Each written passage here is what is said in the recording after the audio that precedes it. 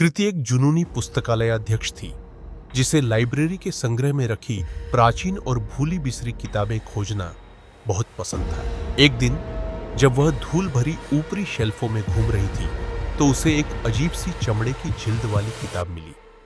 इस पर अजीब से चिन्ह बने हुए थे और इसके पन्नों से एक हल्की रहस्यमयी रोशनी निकल रही थी।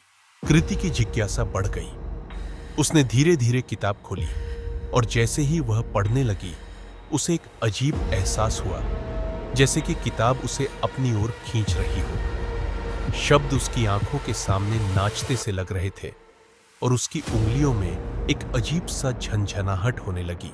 जैसे जैसे कृति किताब में गहराई से पढ़ती गई उसे भयानक दृश्य दिखने लगे।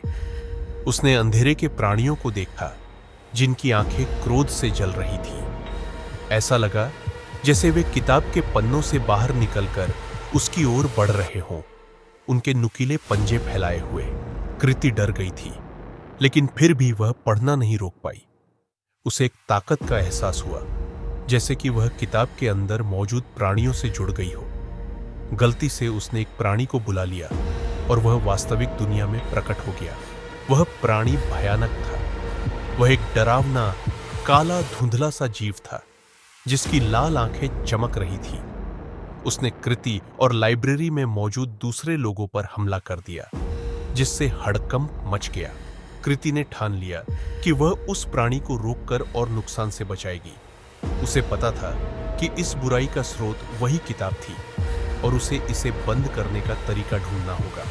कृति ने लाइब्रेरी के अभिलेखों में खोजबीन की और उसे एक प्राचीन भविष्यवाणी मिली जिसमें उस शापित किताब का जिक्र था और उसे बंद करने का तरीका बताया गया था।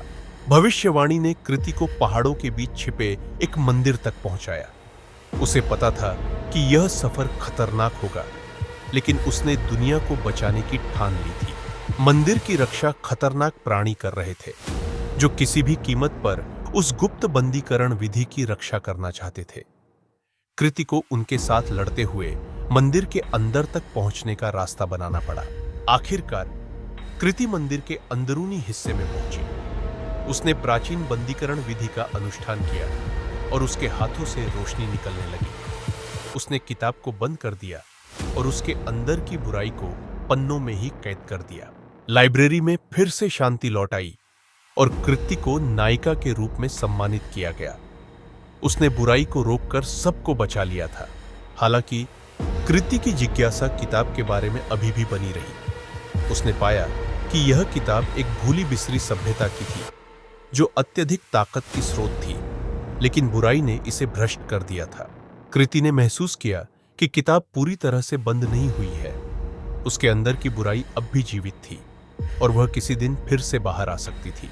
कृति ने वचन लिया कि वह इस किताब की रक्षा करेगी और सुनिश्चित करेगी कि उसकी बुराई फिर कभी बाहर न आए। उसे पता था कि यह एक जीवन भर की जिम्मेदारी होगी, लेकिन वह अपने वादे को निभाने के लिए दृढ़ थी। कृति किताब की रक्षक बन गई। वह हमेशा उसकी निगरानी करती, दुनिया को उसके अंदर छिपी बुराई से सुरक्षित रखने के लिए चौकस रहती।